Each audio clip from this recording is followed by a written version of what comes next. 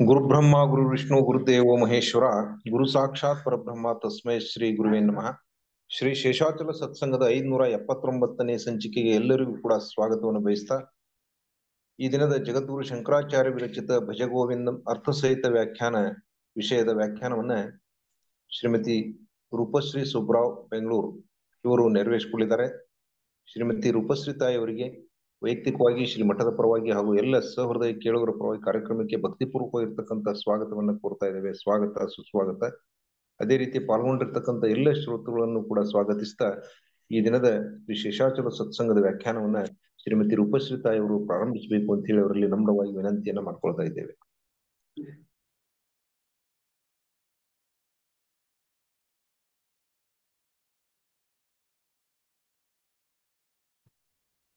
ಧನ್ಯವಾದಗಳು.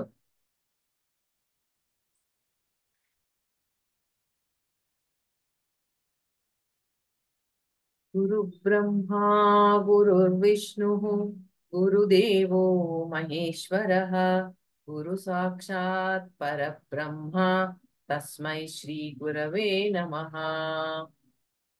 ವಸುದೇವ ಸುತಂ ದೇವಂ ಕಂಸ ಚಾಣೂರಮರ್ದನಂ ದೇವಕೀ ಪರಮಾನಂದಂ ಕೃಷ್ಣಂ ವಂದೇ ಜಗದ್ಗುರುಂ. ಓಂ ನಮೋ ಭಗವತೆ ವಾಸುದೇವಾಯ. ಓಂ ನಮೋ ಭಗವತೆ ವಾಸುದೇವಾಯ. ಓಂ ನಮೋ ಭಗವತೆ ವಾಸುದೇವಾಯ.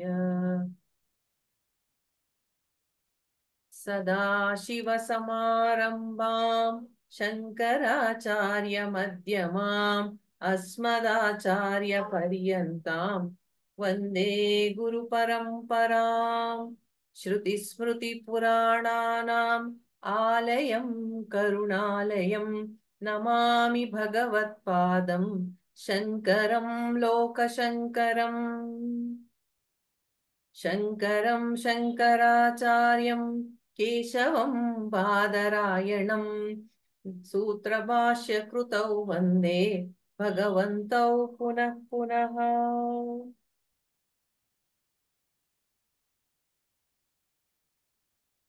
ಭಜಗೋವಿಂದಂ ಆಚಾರ್ಯರ ಬಹಳ ಪ್ರಖ್ಯಾತವಾದ ಒಂದು ಕೃತಿ.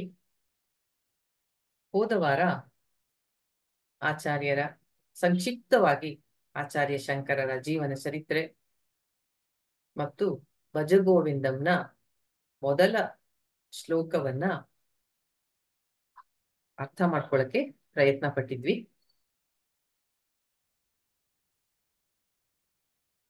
ಇವತ್ತಿನ ಸತ್ಸಂಗದಲ್ಲಿ ಮೊದಲು ಒಂದು ಸಣ್ಣ ದೃಷ್ಟಾಂತ ಅಥವಾ ಕಥೆಯಿಂದ ಶುರು ಮಾಡೋಣ.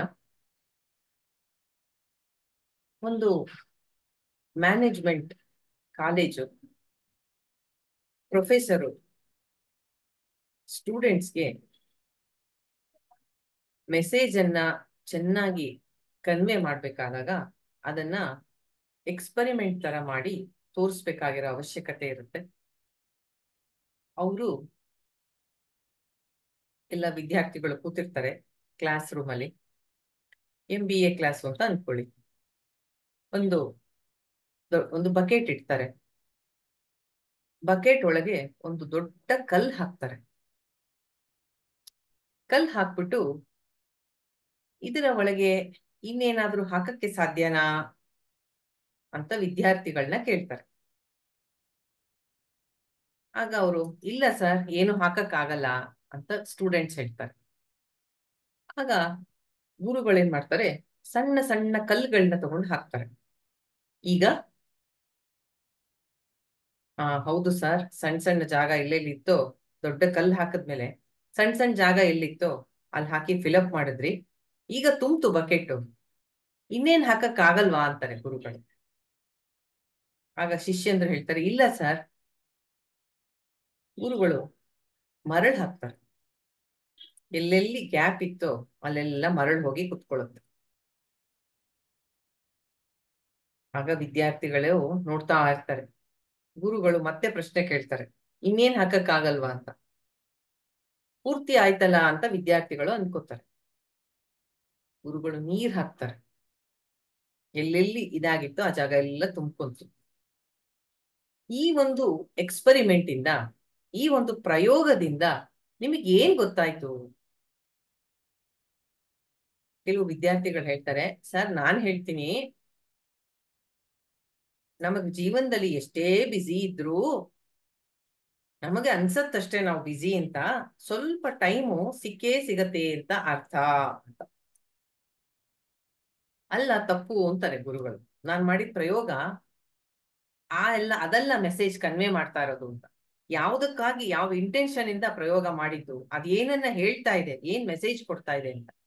ಕೆಲವ್ರು ಹೇಳ್ತಾರೆ, ಸರ್ ಲೈಫಲ್ಲಿ ದೊಡ್ಡ ಪ್ರಾಬ್ಲಮ್ ಬಂದಾಗ ಅದು ನಮಗ್ ತುಂಬಾ ದೊಡ್ಡದಾಗಿ ಕಾಣತ್ತೆ, ಚಿಕ್ಕ ಚಿಕ್ಕದು ಸಮಸ್ಯೆಗಳು ಇರುತ್ತೆ, ಆದ್ರೆ ಇದು ದೊಡ್ಡ ಪ್ರಾಬ್ಲಮ್ ಇರೋದ್ರಿಂದ ಚಿಕ್ಕದು ನಮ್ಗೆ ಇದೆ ಅಂತ ಗೊತ್ತಾಗಲ್ಲ ಅಂತಾರೆ ಗುರುಗಳು. ಅದೂ ತಪ್ಪು ಅಂತಾರೆ.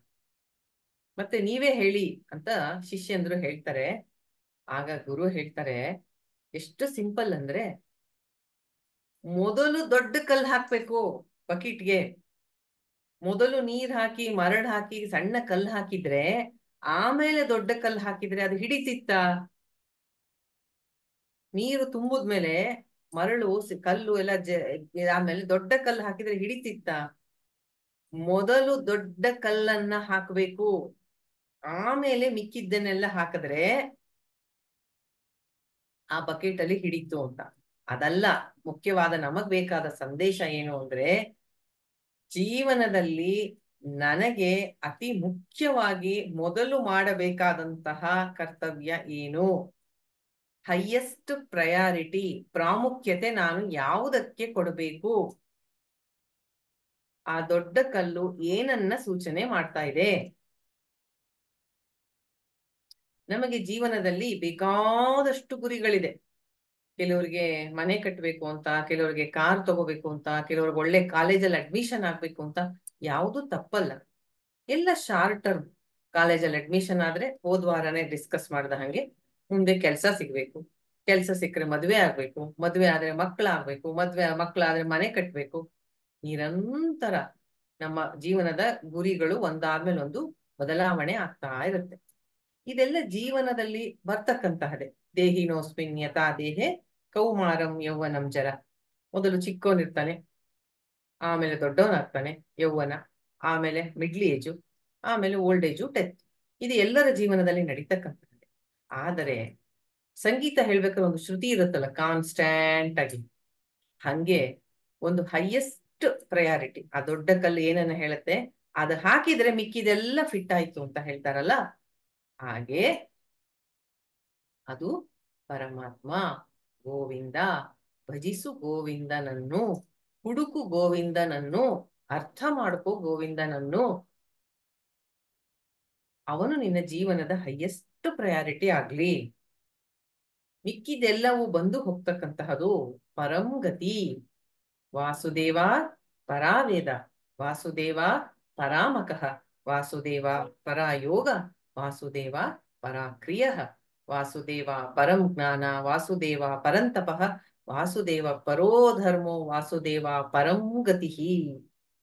Ultimate goal, ultimate destination Vasudeva. ಅರ್ಥ ಮಾಡ್ಕೋ, ಗೋವಿಂದ ನಿನ್ನ ಜೀವನದ ಅತ್ಯಂತ ಮುಖ್ಯವಾದ ಪರಮ ಗುರಿ ಆಗ್ಲಿ. ಅದೊಂದು ಸರಿ ಇದ್ರೆ ಮಿಕ್ಕ ಎಲ್ಲವೂ ಸರಿ ಇರುತ್ತೆ. ಇದನ್ನ ನಾರದರು ನಾರದ ಭಕ್ತಿ ಸೂತ್ರದಲ್ಲಿ ಹೇಳ್ತಾರೆ. ನೀನು ಜೀವನದಲ್ಲಿ ಎಲ್ಲಾ ಕೆಲಸವನ್ನು ತುಂಬಾ ಶ್ರದ್ಧೆಯಿಂದ ನಿನ್ನ ಕರ್ತವ್ಯಗಳನ್ನ ನಿರ್ವಹಣೆ ಮಾಡಿದ್ಯಾ, ಒಳ್ಳೇದೇ, ಮೆಚ್ಚಬೇಕಾದದ್ದೇ. ಆದರೆ ಆ ಒಂದು ನಿನ್ನ ಜೀವನ ಕರ್ತವ್ಯ ನಿರ್ವಹಣೆಯಲ್ಲಿ ನೀನು ತುಂಬಾ ಸಕ್ಸಸ್ಫುಲ್ಲು ಆಗಿದ್ಯಾ ಎಲ್ಲದರಲ್ಲೂ. ಆದರೆ ಭಗವಂತನ ಭಕ್ತಿ ಅನ್ನೋದು ಒಂದು ಅಲ್ಲಿ ಇಲ್ಲದೆ ಹೋದ್ರೆ ಅಂತಹ ಜೀವನ ವ್ಯರ್ಥ. ಅದೇ ಉಲ್ಟಾ, ನಮ್ಮ ಕರ್ತವ್ಯಗಳನ್ನ ಈ ತುಂಬಾ ಸಕ್ಸಸ್ಫುಲ್ ಆಗಿ ಮಾಡಿದಾರಲ್ಲ ಅವರಷ್ಟಲ್ಲ, ಆದ್ರೆ ನನ್ನ ಜೀವನದಲ್ಲಿ ಭಗವಂತ ಹೈಯೆಸ್ಟ್ ಪ್ರಯಾರಿಟಿ. ಮಿಕ್ಕ ಕೆಲಸಗಳನ್ನ ಎಷ್ಟು ಸಮಯ ಸಿಕ್ಕಾಗ ಅಷ್ಟು ಮಾಡಿದಾನೆ, ಅವನ ಜೀವನವೇ ಹೆಚ್ಚು ಸಾರ್ಥಕ ಅಂತಾರೆ ನಾರದರು. ಯಾಕೆ ಅಂದ್ರೆ, ಯಾರಿಂದ ಎಲ್ಲವನ್ನು ಪಡ್ಕೊಂಡಿದೀವೋ ಅವನ ಸ್ಮರಣೆ ಇಲ್ಲದೆ ಹೋದ್ರೆ ಜೀವನ ವ್ಯರ್ಥ. ನಾವೆಷ್ಟೇ ಸಕ್ಸಸ್ಫುಲ್ ಆದ್ರೂ ವ್ಯರ್ಥ. ಆದ್ರಿಂದ ಈ ಒಂದು ಎಕ್ಸ್ಪೆರಿಮೆಂಟ್ ಇಂದ ಏನ್ ಸಂದೇಶ ಹೇಳ್ತಾ ಇರೋದು ಅಂದ್ರೆ, ಆ ದೊಡ್ಡ ಕಲ್ಲು ಫಸ್ಟ್ ಪ್ರಿಯಾರಿಟಿ ನಿನ್ನ ಜೀವನದಲ್ಲಿ. ಆ ಬಕೆಟ್ ಅನ್ನ ನಮ್ಮ ಜೀವನ ಅನ್ಕೊಳ್ಳಿ, ಆ ದೊಡ್ಡ ಕಲ್ಲು ಪರಮಾತ್ಮ, ಅವನು ನಮಗೆ ಹೈಯೆಸ್ಟ್ ಪ್ರಿಯಾರಿಟಿ ಆಗಿದ್ರೆ ಮಿಕ್ಕ ಎಲ್ಲವೂ ಆ ಜಾಗದಲ್ಲಿ ಸರಿಯಾಗಿ ಕುತ್ಕೊಳ್ಳುತ್ತೆ. ಇದು ಮಾಡದೆ ಪರಮಾತ್ಮನನ್ನ ನಮ್ಮ ಜೀವನದ ಅತ್ಯುನ್ನತ ಗುರಿಯನ್ನಾಗಿ ಮಾಡ್ಕೊಳ್ದೆ ಹೋದವರಿಗೆ ಆಚಾರ್ಯರು ಇಲ್ಲಿ, ಆದ್ರಿಂದ ಇದಕ್ಕೆ ಏನಂತ ಹೇಳ್ತಾರೆ ಅಂತ ಹೇಳ್ದೆ, ಮೋಹ ಮುದ್ಗರ. ಮುದ್ಗರ ಅಂದ್ರೆ ಹ್ಯಾಮರ್, ಸುತ್ತಿಗೆ. ಸುತ್ತಿಗೆಯಿಂದ ಮೆತ್ತು ಹೊಡೆದ್ರೆ ಹೋಗಲ್ಲ, ಜೋರಾಗಿ ಹೊಡಿಬೇಕು. ಆದ್ರಿಂದನೇ ತುಂಬಾ ಪವರ್ಫುಲ್ ವರ್ಡ್ಸ್ ಇದ್ರದ್ದು ಭಜ ಗೋವಿಂದಮ್ದು. ನಮ್ಮ ಏನೇನು ಮೋಹಗಳಿದೆ ಆ ಮೋಹವನ್ನ, ಭ್ರಾಂತಿಯನ್ನ ಒಂದೊಂದು ಶ್ಲೋಕದಲ್ಲೂ ಅತ್ಯಮೋಘವಾಗಿ ಆಚಾರ್ಯರು ನಮಗೆ ತಿಳಿಸ್ಕೊಡ್ತಾ ಹೋಗ್ತಾರೆ. ಇದು ಹೋದ್ವಾರ ತಿಳಿಸಿದ ಹಾಗೇನೆ ಇದಕ್ಕೆ ಬರೆಯೋದಕ್ಕೆ ಯಾವ ರೀತಿ ಆಯ್ತು ಅಂತಂದ್ರೆ, ಕಾಶಿಯಲ್ಲಿ ಇದ್ದಾಗ ಆಚಾರ್ಯರು ಒಬ್ಬ ಮುದುಕ ತಲೆ ಕೆಳಗಾಗಿ ಮಲ್ಕೊಂಡು ಡುಕ್ರಿಂಚ್ ಕರಣೆ ಡುಕ್ರಿಂಚ್ ಕರಣೆ ಡುಕ್ರಿಂಚ್ ಕರಣೆ ಅಂತ ಊರು ಹೊಡಿತಾ ಇರ್ತಾನೆ. ಆಗ ಶಿಷ್ಯರ ಜೊತೆ ಗಂಗಾ ನದಿಗೆ ಸ್ನಾನಕ್ಕೆ ಹೊರಟಿದ್ದಂತ ಆಚಾರ್ಯರು ನೋಡ್ತಾರೆ, ಬೆಳಗಿನ ಜಾವದ ಹೊತ್ತು. ಅವನ ಹತ್ರ ಹೋಗಿ ಹೇಳ್ತಾರೆ, ಯಾಕೆ ಹಿಂಗೆ ಡುಕ್ರಿಂಚ್ ಕರಣೆ ಡುಕ್ರಿಂಚ್ ಕರಣೆ? ಅದು ಗ್ರಾಮರ್, ಸಂಸ್ಕೃತ. ಯಾಕಪ್ಪ ಅದಕ್ಕಾಗಿ ಇಷ್ಟು ಕಷ್ಟ ಪಡ್ತಾ ಇದೀಯಾ? ನಿನಗೆ ಎಂಡ್ ಟೈಮ್ ಬಂದಿದೆ, ತುಂಬಾ ಹಣ್ಣು ಮುದುಕ, ಈಗಿದು ನಿನಗೆ ಪ್ರಯೋಜನಕ್ಕೆ ಬರೋದಿಲ್ಲ. ಭಜ ಗೋವಿಂದಂ ಭಜ ಗೋವಿಂದಂ ಭಜ ಗೋವಿಂದಂ ಗೋವಿಂದಂ ಭಜ ಮೂಢಮತೆ ಸಂಪ್ರಾಪ್ತೆ ಸನ್ನಿಹಿತೆ ಕಾಲೇ ನಹಿ ನಹಿ ರಕ್ಷತಿ ಡುಕ್ರಿಂಚ್ ಕರಣೆ. ಕೊನೆಯ ನಿಮಿಷದಲ್ಲಿ, ಸಂಪ್ರಾಪ್ತೆ ಸನ್ನಿಹಿತೆ ಕಾಲೇ, ಆ ಕೊನೆಯ ಕ್ಷಣದಲ್ಲಿ ಇದ್ಯಾವುದೂ ನಿನ್ನ ಈ ಲೌಕಿಕವಾದ ಜ್ಞಾನ ನಿನಗೆ ಸಹಾಯಕ್ಕೆ ಬರೋದಿಲ್ಲ. ಡುಕ್ರಿಂಚ್ ಕರಣೆ ಅಂದ್ರೆ A for apple, A for apple ಅಂತ 90 ವರ್ಷದ ಮುದುಕನಿಗೆ ಏನು ಯೂಸ್ ಅದು? ಆದ್ರಿಂದ ಮೋಹ ಮುದ್ಗರ, ಮುದ್ಗರ ಅಂದ್ರೆ ಹ್ಯಾಮರ್ ಇಂದ, ಪವರ್ಫುಲ್ ವರ್ಡ್ಸ್ ಇಂದ ಆಚಾರ್ಯರು ಹೇಳ್ತಾರೆ. ಈ ಮೊದಲು ಒಂದು 6-7 ಶ್ಲೋಕಗಳಲ್ಲಂತೂ ನಮ್ಮ ಮೋಹವನ್ನ ನಾಶ ಮಾಡ್ತಕ್ಕಂತಹ ವಿಚಾರಗಳನ್ನ ನಮ್ಮ ಮುಂದೆ ಇಡ್ತಾರೆ. ನಮ್ಮ ಜೀವನದಲ್ಲಿ ಗೋವಿಂದನಲ್ಲದೆ ಬೇರೆ ಯಾವುದಾದರೂ ಹೆಚ್ಚಿನ ಪ್ರಾಶಸ್ತ್ಯ ಪಡೆದಿದ್ದರೆ ಅದಕ್ಕೆ ಸರಿಯಾಗಿ ಮುದ್ಗರ, ಸುತ್ತಿಗೆಯನ್ನು ತಗೊಂಡು ಹೊಡಿತಾ ಇದ್ದಾರೆ, ಅದನ್ನ ಸ್ಮ್ಯಾಶ್ ಮಾಡ್ತಾ ಇದ್ದಾರೆ. ಭಗವಂತನನ್ನ ಸ್ಮರಣೆ ಮಾಡೋದಕ್ಕೆ ನಮಗೆ ಏನು ತೊಂದರೆ? ಈಶಾವಾಸ್ಯ ಉಪನಿಷತ್ತಿನಲ್ಲಿ ಒಂದು ಮಂತ್ರ ಬರುತ್ತೆ, ಅದು ಈ ರೀತಿ ಹೇಳುತ್ತೆ, ಹಿರಣ್ಮಯೇನ ಪಾತ್ರೇಣ ಸತ್ಯಸ್ಯ ಅಪಿಹಿತಂ ಮುಖಂ ತತ್ವಂ ಪೂಷಣ್ ಅಪಾವೃಣು ಸತ್ಯ ಧರ್ಮಾಯ ದೃಷ್ಟಯೇ. ಹಿರಣ್ಮಯೇನ ಪಾತ್ರೇಣ, ಹಿರಣ್ಮಯ ಅಂದ್ರೆ ಚಿನ್ನ, ಗೋಲ್ಡ್. ಹಿರಣ್ಮಯಿ ಪಾತ್ರೇಣ ಸತ್ಯಸ್ಯ ಅಪಿಹಿತಂ ಮುಖಂ. ಸತ್ಯ ಅನ್ನೋದು ಒಂದು ಪಾತ್ರೆಯಲ್ಲಿದ್ರೆ ಅದರ ಮೇಲೆ ಚಿನ್ನದ ಮುಚ್ಚಳ ಮುಚ್ಚಿದೆ, ಅದನ್ನ ಸರಿಸು. ಪರಮಾತ್ಮನಲ್ಲಿ ಪ್ರಾರ್ಥನೆ, ಪೂಷಣ್ ಅಂದ್ರೆ ಸೂರ್ಯನಿಗೆ ಪ್ರಾರ್ಥನೆ ಮಾಡ್ತಾ ಇರೋದು, ಎಲ್ಲವನ್ನು ಪೋಷಿಸತಕ್ಕಂತಹ. ತತ್ವಂ ಪೂಷಣ್ ಅಪಾವೃಣು ಸತ್ಯಂ ಧರ್ಮಾಯ ದೃಷ್ಟಯೇ, ಆ ಸತ್ಯವನ್ನ ನನಗೆ ದರ್ಶನ ಮಾಡಿಸು. ತಗಿ, ಏನನ್ನ? ಆ ಚಿನ್ನದ ಮುಚ್ಚಳವನ್ನ ತಗಿ, ಗೋಲ್ಡನ್ ಲಿಡ್ ತಗಿ, ಅದನ್ನ. ಸತ್ಯದ ದರ್ಶನ ಆಗ್ಬೇಕಾಗಿದೆ ನನಗೆ ಅಂತ ಪ್ರಾರ್ಥನೆ ಮಾಡೋದು. ಈ ಶ್ಲೋಕವನ್ನ ಯಾಕೆ ಹೇಳಿದೆ ಅಂದ್ರೆ, ಹೀಗೆ ಮುಂದೆ ಬರ್ತಾ ಇರ್ತಕ್ಕಂತಹ ಎಲ್ಲ ಶ್ಲೋಕಗಳಲ್ಲೂ ಆ ಒಂದೊಂದನ್ನು ನಾವು ಆ ಗೋಲ್ಡನ್ ಲಿಡ್ ಅಥವಾ ಚಿನ್ನದ ಮುಚ್ಚಳ ಅಂತ ತಿಳ್ಕೋಬೇಕು. ಅದರೊಳಗೆ ಸತ್ಯ ಅಡಗಿದೆ, ತತ್ವ ಅಡಗಿದೆ. ಯಾವಾಗ್ಲೂ ಚಿನ್ನ ಹೊಳಿತಾ ಇರುತ್ತೆ ಅಲ್ವಾ? ಹೊಳಿತಾ ಇರ್ತಕ್ಕಂತಹ ಆ ಚಿನ್ನದ ಮುಚ್ಚಳ, ಅದರ ಮೇಲೆ ಸೂರ್ಯನ ಕಿರಣ ಬಿದ್ರೆ ಇನ್ನೂ ಹೊಳೆಯುತ್ತೆ ಅದು. ನಮ್ಮ ಗಮನ ಆ ಚಿನ್ನದ ಮುಚ್ಚಳದ ಮೇಲೆ ಹೋಗಿ ಆ ಪಾತ್ರೆಯಲ್ಲಿದ್ದಂತಹ ಸತ್ಯವನ್ನ ನಾವು ನೆಗ್ಲೆಕ್ಟ್ ಮಾಡ್ತೀವಿ. ಹುಡುಕಿದ್ದು ಸತ್ಯವನ್ನು ಹುಡುಕಕ್ಕೆ ಹೊರಟಿದ್ದು, ಆದರೆ ಆ ಮುಚ್ಚಳ ಎಷ್ಟು ಅಟ್ರಾಕ್ಟಿವ್ ಆಗಿತ್ತು ಅಂದ್ರೆ, ನಮಗೆ ಆಕರ್ಷಣೀಯವಾಗಿತ್ತು ಅಂದ್ರೆ, ನಾವು ಸತ್ಯವನ್ನ ಮರ್ತ್ವಿ. ಆದ್ರಿಂದ ಅದನ್ನ ಸರಿಸು ಅಂತ ಕೇಳ್ತಾರ ಮಂತ್ರ ಅದು, ಈಶಾವಾಸ್ಯ ಉಪನಿಷತ್ತಲ್ಲಿ. ಅದನ್ನ ನಾವು ಇಲ್ಲಿ ಹೇಗೆ ಅನುಸಂಧಾನ ಮಾಡ್ಬೇಕು ಅಂದ್ರೆ, ಈ ನಾವು ಭೂಮಿಯ ಮೇಲೆ ಮನುಷ್ಯರಾಗಿ ಬಂದ ಮೇಲೆ, ಅದರಲ್ಲೂ ಮನುಷ್ಯ ಜನ್ಮ ಬಂದ ಮೇಲೆ, ನಮ್ಮ ಮುಖ್ಯ ಉದ್ದೇಶ, ಮನುಷ್ಯ ಜನ್ಮದ ಸಾರ್ಥಕತೆ, ನಾನು ಯಾರು, ನನಗೂ ಅವನಿಗೂ ಇರ್ತಕ್ಕಂತಹ, ಪರಮಾತ್ಮನಿಗೂ ಇರ್ತಕ್ಕಂತಹ ಸಂಬಂಧ ಏನು, ಮೋಕ್ಷ ಸಾಧನೆಯೇ ಗುರಿ. ಆದರೆ ಆ ಚಿನ್ನದ ಮುಚ್ಚಳದ ಹಾಗೆ ಈ ಲೋಕಕ್ಕೆ ಮನುಷ್ಯ ದೇಹ ತಗೊಂಡು ಬಂದ ಮೇಲೆ ಈ ಜಗತ್ತಿನ ಒಂದು ಅಟ್ರಾಕ್ಷನ್ ಏನಿದೆ ಅದು ಆಕರ್ಷಣೀಯವಾಗಿ ನಮ್ಮನ್ನ ಎಳೆದ್ಬಿಡುತ್ತೆ. ನಮಗೆ ಯಾವುದೋ ವಿಷಯ ಪ್ರಾಶಸ್ತ್ಯ ಆಗತ್ತೆ, ಗೋವಿಂದ ತತ್ವ ಪಕ್ಕಕ್ಕೆ ಹೋಗ್ಬಿಡುತ್ತೆ. ಈಗ ನಾವು ಅಂಗಡಿಲಿ ಏನಾದ್ರು ಪರ್ಚೇಸ್ ಮಾಡಕ್ ಹೋಗ್ತೀವಲ್ಲ, buy one get one free, ನಾವ್ ಏನ್ ತಗೊಳಕ್ ಹೋಗಿದೀವೋ ಅದನ್ನ ಮರೆತು ಆ ಗಿಫ್ಟೇ ಜಾಸ್ತಿ ಅಟ್ರಾಕ್ಷನ್ ಆಗಿರುತ್ತೆ. ಈಗ ಮಕ್ಳಿಗೆ ಅಂಗಡಿಗೆ ಹೋಗಿ ಹಾರ್ಲಿಕ್ಸೋ ಬೂಸ್ಟೋ ಏನೋ ಕೊಡ್ಸಿದ್ರೆ ಅದ್ರ ಜೊತೆಗೆ ಒಂದು ಟಾಯ್ ಕೊಡ್ತಾರೆ ನೋಡಿ, ಆ ಟಾಯ್ ಮೇಲೆ ಮಕ್ಳಿಗೆ ಜಾಸ್ತಿ ಇಂಟ್ರೆಸ್ಟ್. ಹಂಗೆ ನಮ್ಗೂನು ಏನನ್ನ ಪಡ್ಕೊಳಕ್ ಹೋಗಿದೀವಿ ಅದನ್ನ ಮರೆತು ಆ ಗಿಫ್ಟೇ ಜಾಸ್ತಿ ಅಟ್ರಾಕ್ಷನ್ ಆಗುತ್ತೆ. ಹಾಗೆ ಎಂತೆಂತ ನಮಗೆ ಅಟ್ರಾಕ್ಷನ್ ಇದೆ. ಮೊದಲನೇ ಆಚಾರ್ಯರು ಈಗ ಒಂದೊಂದೇ ಗೋಲ್ಡನ್ ಲಿಡ್ ಅಂದ್ರೆ ಒಂದೊಂದೇ ಚಿನ್ನದ ಮುಚ್ಚಳವನ್ನ, ಅಂದ್ರೆ ನಮ್ಮ ಆಕರ್ಷಣೆಗಳು ತತ್ವವನ್ನ, ಪರಮಾತ್ಮನನ್ನ ಬಿಟ್ಟು, ಪರಮಾತ್ಮ ತತ್ವವನ್ನ ಬಿಟ್ಟು ಹೇಗೆ ಹೊರಗಿನ ವಿಷಯಗಳಲ್ಲಿ ನಾವು ಭ್ರಾಂತಿಗೆ ಒಳಗಾಗ್ತೀವಿ, ಅದು ಆಗಬೇಡ ಅಂತ ನಮಗೆ ವಾರ್ನಿಂಗ್ ಮಾಡ್ತಾ ಇರ್ತಕ್ಕಂತಹದ್ದು ಮೊದಲನೇ ಟೆಂಪ್ಟೇಷನ್. ಮೊದಲನೇ ಜಗತ್ತಿನ ಆಕರ್ಷಣೆ ನಮಗೆ ಲೌಕಿಕವಾದಂತಹ ಜ್ಞಾನ. ಸಂಪ್ರಾಪ್ತೆ ಸನ್ನಿಹಿತೆ ಕಾಲೇ ನಹಿ ನಹಿ ರಕ್ಷತಿ ಡುಕ್ರಿಂಚ್ ಕರಣೆ. ಇಲ್ಲಿ ಡುಕ್ರಿಂಚ್ ಕರಣೆ ಅಂದ್ರೆ ಬರೀ ಗ್ರಾಮರ್ ಅಂತ ತಗೋಬಾರ್ದು. ಈ ಜಗತ್ತಿನ ಎಲ್ಲಾ ಲೌಕಿಕ ಜ್ಞಾನ, ನನ್ನ ಹೆಸರ ಮುಂದೆ ಇಷ್ಟು ಡಿಗ್ರಿಗಳು, BSc MSc PhD, ಅದು ಇರಬಾರ್ದ?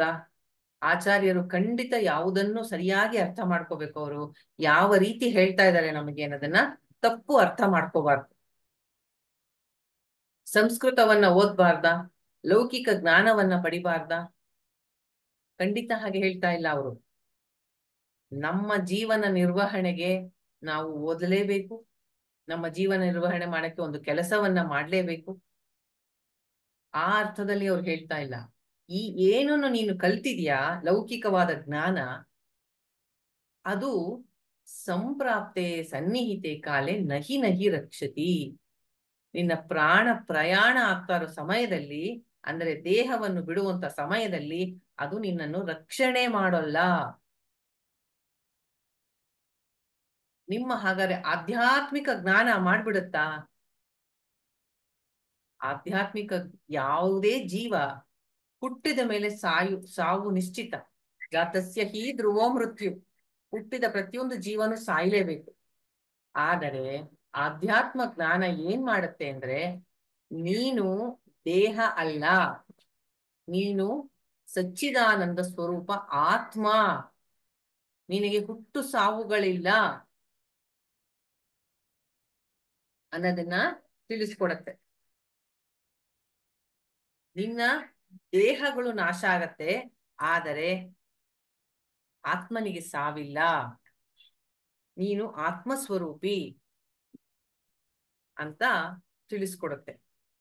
ಯಾವಾಗ ಈ ಜ್ಞಾನ ನನ್ನದಾಗತ್ತೆ, ನಾನು ಅಲ್ದೇ ಇರ್ತಕ್ಕಂತಹ ದೇಹ ಹೋಗ್ಲಿ, ನಾನು ಅಂತ ಅನ್ಕೊಂಡ್ರೆ ತಾನೇ ನನಗೆ ಅದ್ರ ಮೇಲೆ ಮೋಹ, ಅದ್ರ ಮೇಲೆ ನನಗೆ ಅಯ್ಯೋ ಅದು ನಾಶ ಆಗತ್ತಲ್ಲ ಅಂತ.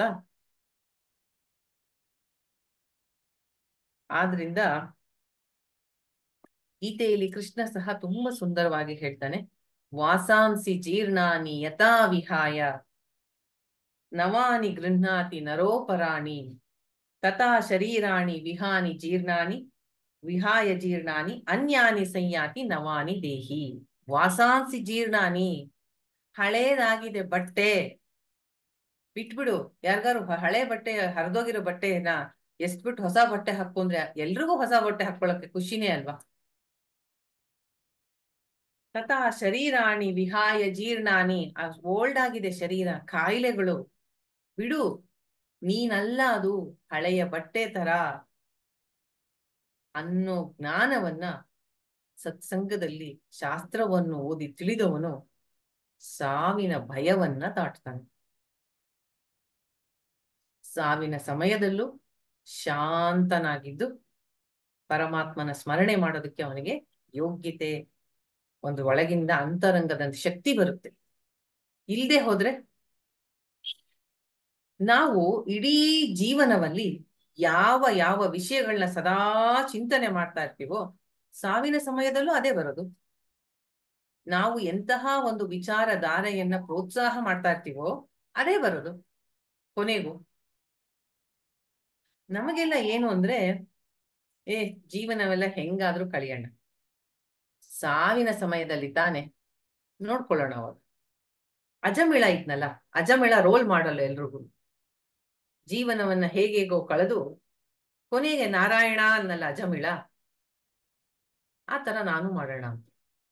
ಆದರೆ ತಿಳಿಬೇಕಾದ ಸತ್ಯ ಏನು ಅಂದ್ರೆ, ಕೃಷ್ಣ 8ನೇ ಅಧ್ಯಾಯದಲ್ಲಿ ಹೇಳ್ತಾನೆ, 8ನೇ ಅಧ್ಯಾಯ ಪೂರ್ತಿ ಪ್ರಯಾಣ ಕಾಲದಲ್ಲಿ ನಾವು ಹೇಗಿರ್ಬೇಕು ಅಂತ. ಎಂ ವಾಪಿ ಸ್ಮರನ್ ಭಾವಂ ತ್ಯಜತ್ಯಂತೆ ಕಲೇವರಂ. ಯಾವ ಯಾವ ಭಾವದಿಂದ ತ್ಯಜತ್ಯಂತೆ ಕಲೇವರಂ ಅಂದ್ರೆ ದೇಹವನ್ನ ಬಿಡ್ತೀವೋ, ತಮೈವೈತಿ ಕೌಂತೆಯ ತದ್ಭಾವ ಭಾವಿತಃ, ಅದೇ ತರಹದ ದೇಹಗಳನ್ನ ನೀನು ಮುಂದೆ ಪಡಿತೀಯ ಅಂತ. ನಾವು ಎಂತಹ ವಿಚಾರಧಾರೆಗಳನ್ನ ಇಡೀ ಜೀವನ ಪೋಷಿಸ್ತೀವೋ ಕೊನೆಯ ಸಮಯದಲ್ಲೂ ಅದೇ ಬರೋದು. ಮನಸ್ಸು ಅಲ್ಲೇ ಹೋಗೋದು.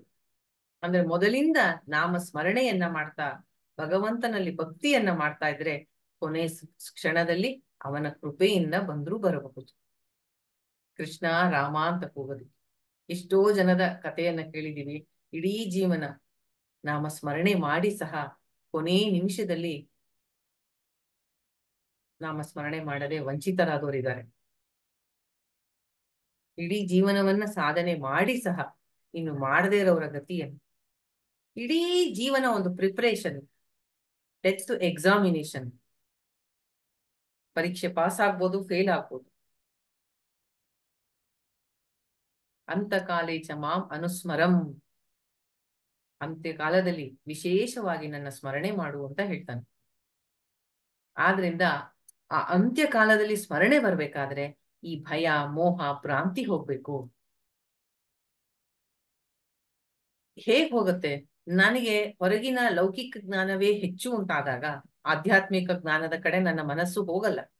ಅದು ಯಾರೋ ಹೇಡಿಗಳು, ಬುದ್ಧಿಹೀನರು, ಈ ಹೊರಗಿನ ಪ್ರಪಂಚದಲ್ಲಿ ಯಶಸ್ಸು ಸಾಧಿಸಕ್ಕೆ ಸಾಧ್ಯ ಇರದೇ ಇರತಕ್ಕಂತಹವರು ಟೈಮ್ ಪಾಸಿಗೆ ಮಾಡ್ತಕ್ಕಂತಹದ್ದು ಸತ್ಸಂಗ ಅಂತ ತುಂಬಾ ಜನರ ತಲೆಯಲ್ಲಿ ಇದೆ. ಲೌಕಿಕ ಜ್ಞಾನವೇ ಜ್ಞಾನ, ನನ್ನ ಕಣ್ಣು ಏನ್ ತೋರ್ಸುತ್ತೋ ಅದನ್ನೇ ನಾನು ನಂಬೋದು. Seeing is believing. ಈ ರೀತಿ ಇದ್ದಾಗ ಪುನರಪಿ ಬರುತ್ತೆ ಮುಂದೆ, ಪುನರಪಿ ಜನನಂ ಪುನರಪಿ ಮರಣಂ. ಸಂಪ್ರಾಪ್ತೆ ಸನ್ನಿಹಿತೆ ಕಾಲೇ ನಹಿ ನಹಿ ರಕ್ಷತಿ. ನಿನ್ನ ರಕ್ಷಣೆ ಮಾಡಲ್ಲಪ್ಪ ನಿನ್ನ ಲೌಕಿಕವಾದಂತಹ ಎಂತಹದೇ ಜ್ಞಾನ ಇರ್ಲಿ. ಆದ್ದರಿಂದ ಇಲ್ಲಿ ಇನ್ನೊಂದು ವಿಚಿತ್ರ ತಿಳ್ಕೋಬೇಕು. ಬರೀ ಲೌಕಿಕ ಜ್ಞಾನ ಒಂದೇ ಅಲ್ಲ, ಆಧ್ಯಾತ್ಮ ಜ್ಞಾನವು ಅಂದ್ರೆ ಶಾಸ್ತ್ರದ ಜ್ಞಾನವು. ಕೆಲವ್ರು ಇರ್ತಾರೆ, ನಾನು ಆ ಉಪನಿಷತ್ತು ಓದ್ದೆ, ಈ ಉಪನಿಷತ್ತು ಓದ್ದೆ, ಈ ವೇದಾಂತ ನಂಗೆ ಗೊತ್ತು, ಭಗವದ್ಗೀತೆ ಗೊತ್ತು, ಭಾಗವತ ಗೊತ್ತು. ಶಾಸ್ತ್ರ ತುಂಬಾ ಅಗಾಧವಾದದ್ದು, ಒಂದು ಜನ್ಮದಲ್ಲಿ ಓದಿ ಮುಗ್ಸಕ್ ಆಗೋದಿಲ್ಲ. ನಾನು ವೇದ ಬ್ರಹ್ಮ, ಇಷ್ಟು ಚತುರ್ವೇದಿ ದ್ವಿವೇದಿ ಹೆಸರು ಮುಂದೆ ಇಷ್ಟುದ್ದ ಇರುತ್ತೆ. ಅದಕ್ಕೆ ಅಂಟ್ಕೊಳ್ಳೋದು, ಅತಿಯಾಗಿ ಶಾಸ್ತ್ರವನ್ನು ಒಂದಾದ್ಮೇಲೊಂದು ಓದ್ತಾ ಇರೋದು. ಅಲ್ಲ, ಏನ್ ತಪ್ಪು ಶಾಸ್ತ್ರವನ್ನು ಓದಿದ್ರೆ? ಈಗ ನೀವೇ ಹೇಳಿದ್ರಲ್ಲ, ಶಾಸ್ತ್ರ ಓದೋದ್ರಿಂದಾನೇ ಈ ಭಯ ಹೋಗೋದು ಅಂತ, ಮರಣದ ಭೀತಿ ಹೋಗೋದು ಅಂತ. ಶಾಸ್ತ್ರವನ್ನ ಓದಿ ಶ್ರವಣ ಮಾಡಿ ಅದನ್ನ ಮನಸ್ಸಿನಲ್ಲೇ ಮನನ ಮಾಡಿ ನಿಧಿಧ್ಯಾಸನ ಅದನ್ನ ಅಪ್ಲೈ ಮಾಡ್ಕೋಬೇಕು ನಮ್ ಲೈಫ್ಗೆ. ಇಲ್ದೆ ಹೋದ್ರೆ ಒಂದು ಕಪ್ಪಲ್ಲಿ ಸ್ವಾಮಿ ಚಿನ್ಮಯಾನಂದರು ಹೇಳ್ತಾ ಇದ್ರು, ಬಿಸಿ ಕಪ್ ಕಾಫಿ ಇದೆ, ಅದಕ್ಕೊಂದು ಚಮಚ ಸಕ್ಕರೆ ಹಾಕಿದ್ರೆ ಸಕ್ಕರೆ ಕೆಳಗೆ ಇರುತ್ತೆ, ಕಾಫಿ ಮೇಲ್ಗಡೆ ಕಹಿನೇ ಇರುತ್ತೆ. ಅಂದ್ರೆ ಶಾಸ್ತ್ರವನ್ನು ನಾನು ತಿಳ್ಕೊಂಡಿದ್ದೀನಿ, ಆದ್ರೆ ನನ್ನ ವ್ಯಕ್ತಿತ್ವದಲ್ಲಿ ಯಾವ ಪರಿವರ್ತನೆ ಆಗಿಲ್ಲ. ಅಂತಹವನಿಗೂ ಏನು ಪ್ರಯೋಜನ ಆಗಲ್ಲ. ಅತಿಯಾಗಿ ಅಂಟ್ಕೊಳ್ಳೋದು ಲೌಕಿಕ ಜ್ಞಾನಕ್ಕೆ ಆಗ್ಲಿ ಶಾಸ್ತ್ರ ಜ್ಞಾನಕ್ಕೆ ಆಗಲಿ. ಹಾಗೆ ಮಾಡದೆ ಆ ಶಾಸ್ತ್ರ ಏನು ಹೇಳ್ತಾ ಇದೆ ಅದನ್ನ ಜೀವನದಲ್ಲಿ ಅಳವಡಿಸ್ಕೋಬೇಕು. ಸರ್ವ ವೇದದ ಸಾರ ಭಗವನ್ ನಾಮಸ್ಮರಣೆ. ಅದನ್ನ ನಾನು ಮಾಡ್ತಾ ಇದ್ದೀನಾ ಅಂತ ಅಂದ್ರೆ ಆಚಾರ್ಯರು ಹೇಳ್ತಾ ಇರೋದೇನು ಅಂದ್ರೆ, ಇದ್ಯಾವುದು ಓದೋದು ಮಾಡೋದು ತಪ್ಪು ಅಂತಲ್ಲ, ಅದಕ್ಕೆ ಅಂಟ್ಕೋಬೇಡ, ಸಿಕ್ಕಾಕೋಬೇಡ. ಈಗ ಲೌಕಿಕ ಜ್ಞಾನ ನಿನ್ನ ಜೀವನ ನಡೆಸೋದಿಕ್ಕೆ ಬೇಕು, ಖಂಡಿತ ಓದು, ಕೆಲಸ ತಗೊಳಕ್ ಬೇಕು, ನಿನ್ನ ಜೀವನ ನಡೆಸಕ್ ಆಯ್ತು, ಅಷ್ಟೇ ಅದರ ಲಿಮಿಟೇಷನ್. ಶಾಸ್ತ್ರವನ್ನ ಓದಿ ನಿನ್ನ ಅಜ್ಞಾನ ನಾಶ ಮಾಡ್ಕೋಬೇಕು, ಮಾಡು, ಆದರೆ ಅದನ್ನ ಅಪ್ಲೈ ಮಾಡ್ಬೇಕು. ಏನಂದ್ರೆ ಈಗ ನಾವೆಲ್ಲೋ ಹೋಗ್ಬೇಕು, ಈಗ ಬೆಂಗಳೂರಿಂದ ನಾನು ಯಾವ್ದೋ ಬೇರೆ ಮೈಸೂರಿಗೆ ಹೋಗ್ಬೇಕು, ಬರೀ ಕೂತ್ಕೊಂಡು ಮ್ಯಾಪ್ ನ ನೋಡ್ತಾ ಇದ್ರೆ ಆಗತ್ತ? ನೋಡ್ಕೋಬೇಕು ಮ್ಯಾಪ್ ನ, ಹೇಗ್ ಹೋಗ್ಬೇಕು, ಯಾವ ರೂಟಲ್ಲಿ ಹೋಗ್ಬೇಕು, ಎಲ್ಲಿ ಟ್ರಾಫಿಕ್ ಕಮ್ಮಿ ಇದೆ ನೋಡ್ಕೋಬೇಕು. ಬರೀ ಮ್ಯಾಪ್ನೇ ಓದ್ತಾ ಇದ್ರೆ ನಾನು, ಮ್ಯಾಪ್ ಓದಿದ್ದಾಯ್ತು, ಎತ್ತಿಡು ಪಕ್ಕಕ್ಕೆ, ಹೊರಡ್ಬೇಕಲ್ವಾ? ಹಂಗೆ ನಾಮಸ್ಮರಣೆ ಮಾಡೋದು ಒಳ್ಳೇದು, ಜಪ ಮಾಡೋದು ಒಳ್ಳೇದು, ಧ್ಯಾನ ಮಾಡೋದು ಒಳ್ಳೇದು ಅಂತ ಬರೀ ಶಾಸ್ತ್ರದಲ್ಲಿ ಓದಿ ತಿಳ್ಕೊಂಡ್ರೆ ಸಾಕಾಗಲ್ಲ, ಅದನ್ನ ಮಾಡ್ಬೇಕು. ನಿರಂತರವಾಗಿ ಅದನ್ನ ಅಭ್ಯಾಸ ಮಾಡ್ಬೇಕು. ನೀರು ಮೇಲಿಂದ ಕೆಳಗೆ ಹರಿಯುತ್ತೆ ಯಾವಾಗ್ಲೂ, ಅದರ ಗುಣ ಅದು. ಹಾಗೆ ನಮ್ಮ ಮನಸ್ಸಿನ ಯೋಚನೆಗಳು ಯಾವುದೇ ವಿಷಯವಾಗಿ ಈಗ ನಿರಂತರ ನಾಮಸ್ಮರಣೆ ಮಾಡ್ತಾ ಇದ್ರೆ ಆ ಚಾನಲ್ ಅಥವಾ ಆ ಕಾಲುವೆ ಅದು ಡೀಪ್ ಆಗಿ ನಾವು ಮೈಂಡಲ್ಲಿ ಬಂದ್ರೆ ನಾವು ಮಲ್ಕೊಂಡಾಗೂ ಹೇಳ್ತಾ ಇರ್ತೀವಿ ಹರೇ ಕೃಷ್ಣ ಮಹಾಮಂತ್ರ, ಹರೇ ಕೃಷ್ಣ ಕೃಷ್ಣ ಕೃಷ್ಣ ಹರೇ ಹರೇ, ಹರೇ ರಾಮ ರಾಮ ರಾಮ ಹರೇ ಹರೇ. ನಿತ್ಯ ಜಪ ಮಾಡೋದು ಅದನ್ನ. ಅದು ಹೇಗಾಗತ್ತೆ ಅಂದ್ರೆ ಅರ್ಧಂಬರ್ಧ ಎಚ್ಚರ ಇದ್ರು ಹರೇ ಕೃಷ್ಣ ಕೃಷ್ಣ ಕೃಷ್ಣ ಹರೇ ಹರೇ ಬರ್ತಾ ಇರುತ್ತೆ ಮನ್ಸಲ್ಲಿ. ಡೀಪ್ ಆಗಿ ಮೈಂಡ್ ಅಲ್ಲಿ ಅದು ಆಳವಾಗಿ ಇಳಿತು ಅಂದ್ರೆ ಸಾವಿನ ಸಮಯದಲ್ಲೂ ಅದು ಬರುತ್ತೆ. ಅಷ್ಟು ಸುಲಭ ಅಲ್ಲ ಬರೋದು. ಕುಲಶೇಖರ ಆಳ್ವಾರ್ ಮುಕುಂದ ಮಾಲಾದಲ್ಲಿ ಹೇಳ್ತಾರೆ,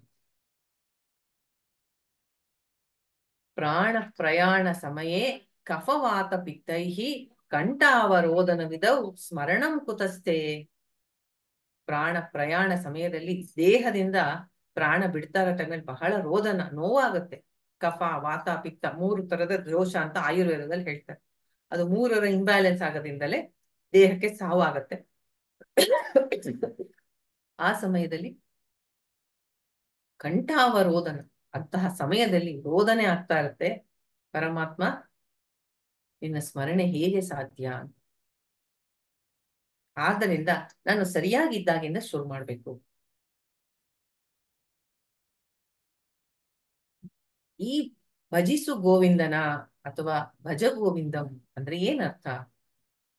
ನಾವು ಜೀವನದಲ್ಲಿ ಮಾಡ್ತಾ ಇರ್ತಕ್ಕಂತಹ ಸಣ್ಣ ಸಣ್ಣ ಕೆಲಸಗಳಲ್ಲೇ ಮೊದಲಿಗೆ ಅಭ್ಯಾಸವನ್ನ ಮಾಡ್ಬೇಕು. ಅದನ್ನು ನಿತ್ಯ ಮಾಡ್ತಾ ಇರ್ತಕ್ಕಂತಹ ಚಿಕ್ಕ ಚಿಕ್ಕ ವಿಷಯಗಳಲ್ಲಿ ಪರಮಾತ್ಮನನ್ನ ನೋಡ್ಬೇಕು.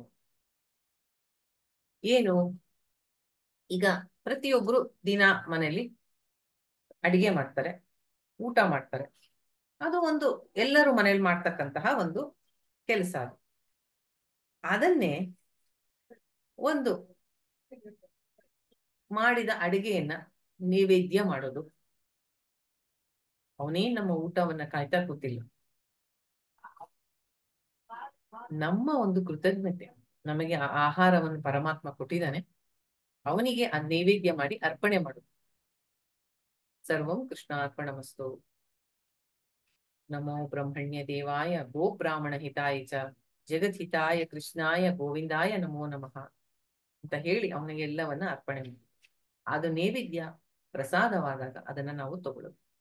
ಅದು ಪ್ರಸಾದ ತಗೋಬೇಕಾದ್ರೆ ಯಾವ ರೀತಿ ಇರಬೇಕು? ಬ್ರಹ್ಮಾರ್ಪಣಂ ಬ್ರಹ್ಮ ಹವೀರ್ ಬ್ರಹ್ಮಜ್ಞೋ ಬ್ರಹ್ಮಣಾಹುತಂ ಬ್ರಹ್ಮೈವತೇನ ಗಂತವ್ಯಂ ಬ್ರಹ್ಮ ಕರ್ಮ ಸಮಾಧಿನ.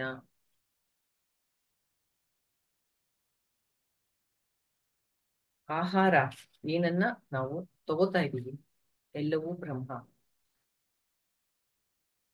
ಅನ್ನ ಬ್ರಹ್ಮ ಅಂತ ಹೇಳ್ತಾರಲ್ಲ, ಆ ಒಂದು ಕೆಲವರು ಅದಕ್ಕೆ ಊಟ ಮಾಡೋ ಮುಂದೆ ದೇವ್ರ ನಾಮ ಹೇಳ್ತಾ ಇರ್ತಾರೆ, ಅಥವಾ ಗೋವಿಂದ ಅಂತ ಹೇಳ್ಬಿಟ್ಟು ಊಟ ಮಾಡ್ತಾರೆ. ಅಂದ್ರೆ ಇವತ್ತಿಗೆ ನನಗೆ ಇದನ್ನ ನೀನು ಕೊಟ್ಟಿದ್ಯಾ ಅಂತ ನಾವು ಮಾಡೋ ಒಂದು ಚಿಕ್ಕ ಚಿಕ್ಕ ಕೆಲಸದಲ್ಲೂ ಆ ಸ್ಮರಣೆಯನ್ನ ತಂದುಕೊಳ್ಳಬಹುದು.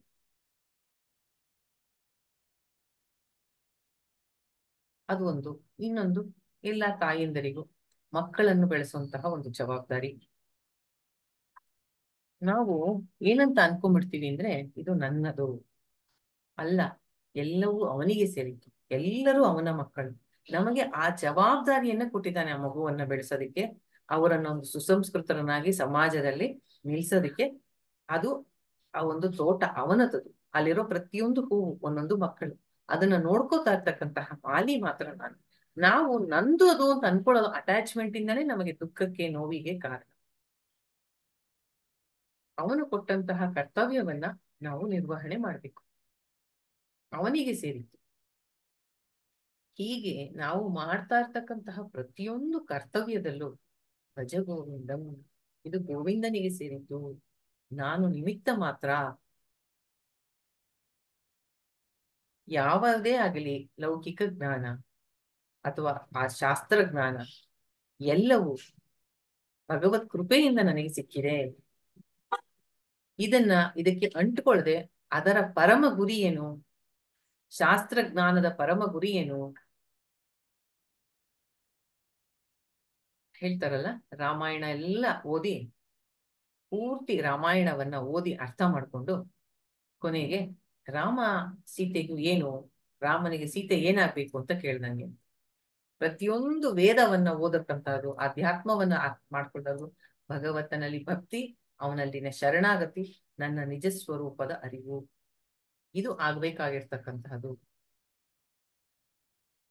ಈ ಎಲ್ಲ ಲೌಕಿಕ ಜ್ಞಾನ, ಶಾಸ್ತ್ರ ಜ್ಞಾನ ಯಾವುದಕ್ಕೂ ಅಂಟುಕೊಳ್ಳದೆ ಅದರ ಪರಿಮಿತಿಯಲ್ಲಿ ಅದು ಎಷ್ಟು ನಮಗೆ ಉಪಯೋಗವೋ ಅಷ್ಟನ್ನು ಉಪಯೋಗಿಸಿಕೊಂಡು, ಅದು ನನ್ನನ್ನು ರಕ್ಷಣೆ ಮಾಡಲ್ಲ, ನಿನ್ನ ಭಕ್ತಿ ನಿನ್ನ ಸ್ಮರಣೆ ಒಂದೇ ಅಂತ ಮೊದಲನೇ ಶ್ಲೋಕದಲ್ಲಿ ಈ ಲೌಕಿಕ ಜ್ಞಾನದ ಮತ್ತು ಶಾಸ್ತ್ರ ಜ್ಞಾನವೂ ಸೇರುತ್ತೆ ಅದರಲ್ಲಿ.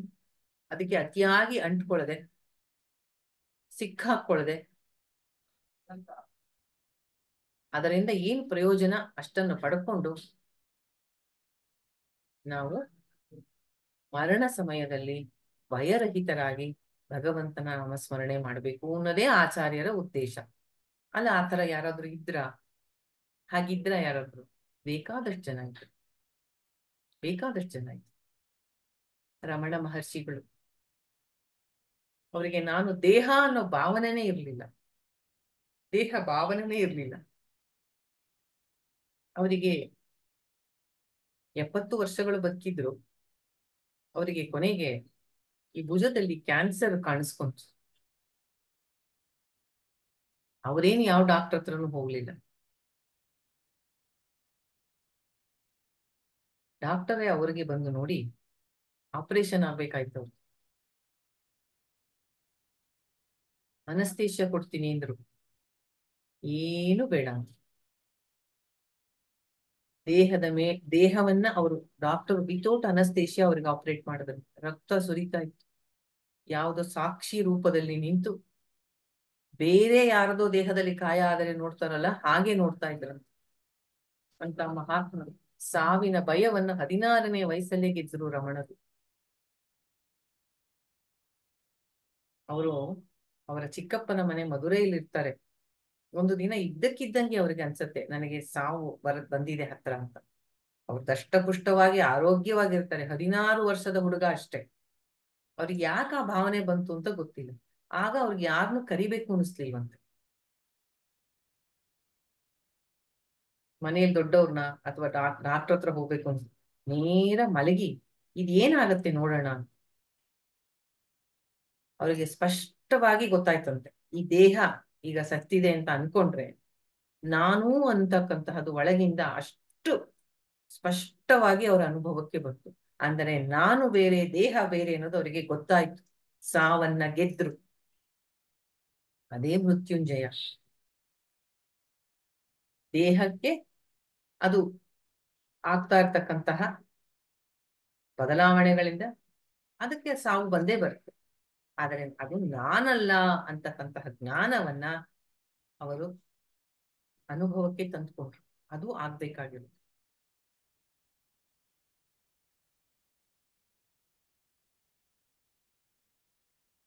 ಈ ರೀತಿಯಾಗಿ ಎಷ್ಟೋ ಜನ ಮಹನೀಯರು ಇದ್ದಾರೆ.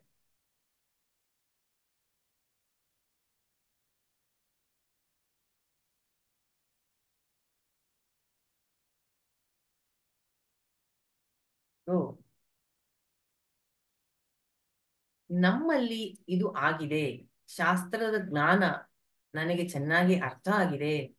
ನಾನು ದೇಹ ಅಲ್ಲ, ಮನಸ್ಸಲ್ಲ, ಬುದ್ಧಿ ಅಲ್ಲ, ನಾ ಇತಿ ನೇತಿ ನೇತಿ ನೇತಿ ಅಂತ ನಾನು ಸಚ್ಚಿದಾನಂದ ಆತ್ಮ ಸ್ವರೂಪ. ಅದು ಆ ರೀತಿಯ ಒಂದು ಮಾರ್ಪಾಟು ನನ್ನಲ್ಲಿ ಆಗಿದೆ ಅನ್ನೋದಕ್ಕೆ ಒಂದು ತುಂಬಾ ತಿಳಿದವರು ಹೇಳ್ತಾರೆ, ಒಂದು FIR ಟೆಸ್ಟ್ ಅಂತ ಹೇಳ್ತಾರೆ. FIR ಟೆಸ್ಟ್ ಅಂದ್ರೆ ಏನು? F ಅಂದ್ರೆ ಫ್ರೀಕ್ವೆನ್ಸಿ. ಎಷ್ಟು ಸಲ ನಾನು ನನ್ನ ಜೀವನದಲ್ಲಿ ಆಗ್ತಕ್ಕಂತಹ ಅಪ್ಸ್ ಅಂಡ್ ಡೌನ್ಸ್, ಅದಕ್ಕೆ ನಾನು ಎಷ್ಟು ಅಪ್ಸೆಟ್ ಆಗ್ತೀನಿ, ಎಷ್ಟು ಸಲಿ ಆಗ್ತೀನಿ. ಮತ್ತೆ ಆದ್ರೆ I ಅಂದ್ರೆ ಇಂಟೆನ್ಸಿಟಿ, ಎಷ್ಟು ತೀವ್ರವಾಗಿ ನನಗೆ ಬೇಸರ ಆಗತ್ತೆ. ನನಗೇನೋ ಒಂದು ದುಃಖದ ಸಿಚುಯೇಷನ್ ಬಂದಿದೆ, ನನಗೆ ಆ ದುಃಖ ಎಷ್ಟು ಎಫೆಕ್ಟ್ ಆಗುತ್ತೆ. ಮತ್ತೆ R ಅಂದ್ರೆ ರಿಕವರಿ ಟೈಮ್, ಎಷ್ಟು ಬೇಗ ನಾನು ವಾಪಸ್ಸು ಶಾಂತಿ ಸಮಾಧಾನಕ್ಕೆ ಬರ್ತೀನಿ. ಇದು ನಾವು ಶಾಸ್ತ್ರವನ್ನ, ಆಧ್ಯಾತ್ಮ ಜ್ಞಾನ ಪಡ್ಕೊಳ್ದೇ ಇದ್ದಾಗ, ಈ ಲೋಕದಲ್ಲೇ ನಾವು ಮುಳುಗಿರ್ತೀವಲ್ಲ ಲೌಕಿಕವಾಗಿ, ಆಗ ಇದು ತುಂಬಾ ಆಗತ್ತೆ. ನಮ್ಗೇನಾದ್ರು ಸಂತೋಷ ಆದಾಗ, ಯಾರಾದ್ರೂ ಹೊಗಳಿದಾಗ ಎಲ್ಲ ಸರಿ ಇರುತ್ತೆ. ಒಂದು ಸ್ವಲ್ಪ ಹೆಚ್ಚು ಕಮ್ಮಿ ಆದ ತಕ್ಷಣ ನಮಗೆ ಬೇಸರ ಆಗತ್ತೆ, ಅದರ ಇಂಟೆನ್ಸಿಟಿ. ಆಮೇಲೆ ಅದು ತುಂಬಾ ದಿನ ಬೇಕಾಗತ್ತೆ. ಆದ್ರೆ ತಿಳ್ಕೊತಾ ಜ್ಞಾನ ಬರ್ತಾ ಬರ್ತಾ ಈ FIR ಏನಾಗ್ಬೇಕು? ಕಮ್ಮಿ ಆಗ್ಬೇಕು. ಬೇಸರ ಆಗೋದು ಕಮ್ಮಿ ಆಗ್ಬೇಕು, ಅದ್ರ ಇಂಟೆನ್ಸಿಟಿ, ತೀವ್ರತೆ ಕಮ್ಮಿ ಆಗ್ಬೇಕು. ಇಷ್ಟ್ರ ಮೇಲೆ ಆಯ್ತು ಅಂದ್ರು ಸ್ವಲ್ಪ ಬೇಗ ವಾಪಸ್ಸು ರಿಕವರಿ ಬರ್ಬೇಕು. ಅಂದ್ರೆ ಬೇಗ ನಾವು ಸಮಾಧಾನಕ್ಕೆ ಬರ್ಬೇಕು.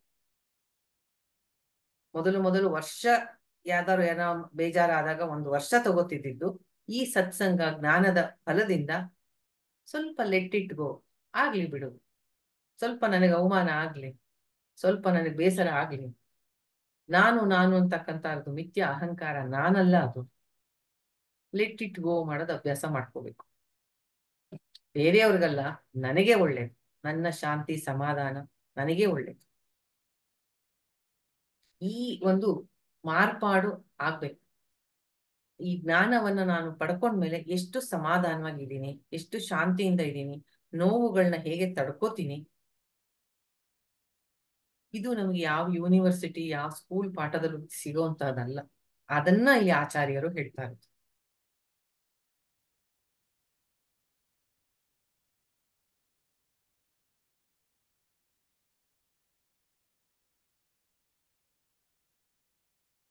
ಆದ್ರಿಂದ ಮೊದಲನೇ ಟೆಂಪ್ಟೇಷನ್ ಏನ್ ನಮ್ದು? ಲೌಕಿಕವಾದಂತಹ ಜ್ಞಾನ, ಅದರಲ್ಲಿ ನನಗೆ ಎಲ್ಲವೂ ಸಿಗತ್ತೆ ಅಂತ ನಾವು ತಿಳ್ಕೊಂಡಿರೋದು ಸರಿಯಲ್ಲ.